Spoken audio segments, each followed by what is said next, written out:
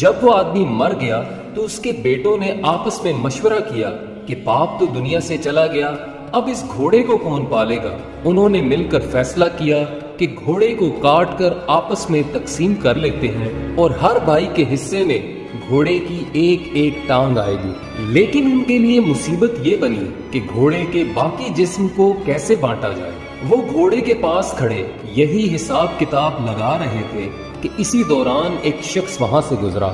اس نے ان چاروں بھائیوں سے پوچھا، بھائیو، آپ میں کس بات پر آپس میں اختلاف ہے؟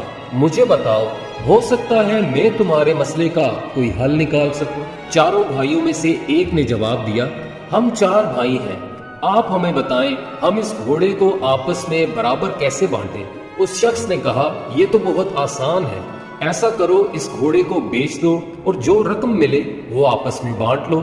چاروں بھائی اس بات پر راضی ہو گئے۔